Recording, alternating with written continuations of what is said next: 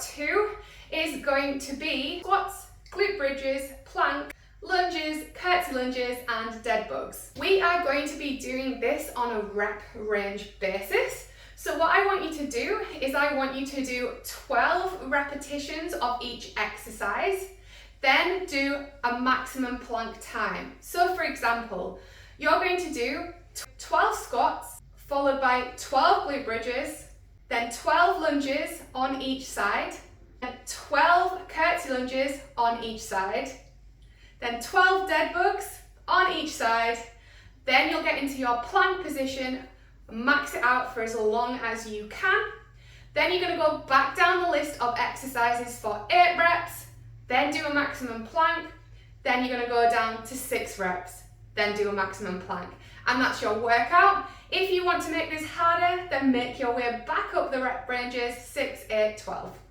Exercises that are part of workout 2 have all been introduced before. However, I am going to just do some reminders on some regressions and also some progressions as well to make things easier for you to actually work up to the hardest level, or to make things harder if you're already there. If you find squats easy, what I want you to do is I want you to slow them right down. So with your squat, a normal squat is coming down to 90 degrees or lower and coming back up. But to make it harder, what I want you to do is I want you to slow it right down, pause at the bottom, and then come back up. You will find this a lot harder. Remember, you can make it harder if you have resistance bands as well, or some weights. We have glute bridges in this workout too, and some of you, I think, are finding them a little bit too easy, so we want to challenge yourself with them. If you can, grab yourself a resistant band to pop it around your legs. Always go for the hardest one that you can do with good form. Another great option is to grab yourself a weight, and it doesn't have to be a dumbbell, barbell, kettlebell. It can be a bag, fill it full of things and use them in your workout. With your band, what you want to do is making sure that those knees are pointing in the same direction as your toes, so you're not allowing those knees to cave in, pushing them out so that it's switching these glutes on. You're going to squeeze at the top. If you find this easier, we're going to add some pulses at the top too. So go for 3 to 5, back down, and then back up with some pulses. If you find this easy, then I want you to go grab your weight, pop it onto your hips, and make sure you're holding onto it so it doesn't slide down. Keep that resistance band on if you have it on. Push those knees outwards to switch those glutes on.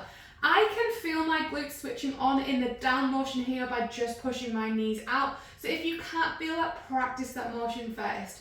Then you're going to push up, squeeze at the top, come back down. Again, if you find this easy, make sure you add some pulses up at the top. Next thing that I want to talk about is actually regressing the lunge and the curtsy lunge so that you are getting your full range of movement if you're not there just yet. So with the lunges, I want you to grab yourself a chair if you're not at that full range of movement, and lunge forward and come down as low as you can. So in the full lunge, you should be at a nice 90-degree angle, and then you should be able to push yourself back up. However, I understand that this can be quite a difficult move if you're not used to it. So you're going to go grab yourself a chair and hold onto the chair, or something that is nice and sturdy for you.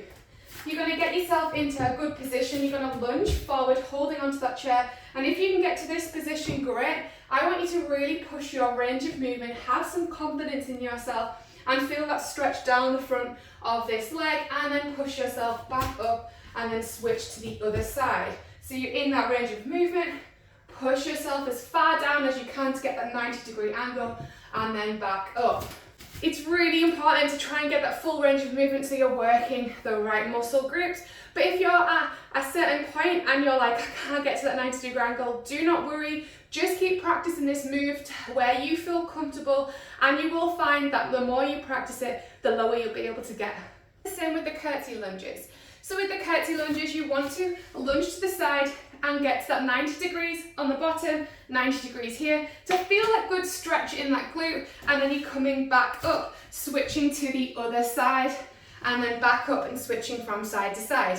What you might find is that one side is stronger than the other, so be mindful of that and try and make sure that you are doing the same kind of range of movement in both hips. Similar to the lunge, if you grab yourself a chair, I'll face this way, grabbing yourself onto the chair and just hold onto the chair. If you're in this position and you get to about here, fine, but have the confidence in whatever's supporting you to try and get yourself a little bit lower so you feel that stretch into your bum, and then coming back up, switch to the other side and lower yourself down. If you find these easy, add some weight or slow the exercise right down.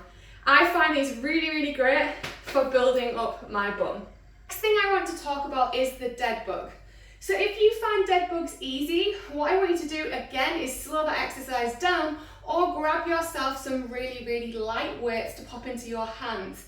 So with the dead bug, if you have some weights in your hand, go nice and slow with it, making sure that back is on the floor and coming back up. With the amount of reps that I prescribe, you probably don't need the weight anyway. To regress this exercise, you can have your feet on the ground, hands up. You're going to bring the opposite leg up and you're going to bring it right down like this. Switch to the other side. So bring your leg up, down, switch to the other side. You eventually will be able to be up like this the whole time, but it is a really great core movement. Regarding breathing, what you want to do is take a big deep breath in at the top and then breathe out. Breathe in again. Breathe out. If you struggle with that breathing aspect, when you get used to the core exercise, you should be able to do it and breathe throughout it all. But I understand that sometimes it can be quite difficult to understand when to breathe. By breathing in, when you're doing that motion, you're purposely engaging that core. So if you can't feel it in your core just yet, maybe really brace that core, have that breath in until you get back to the top.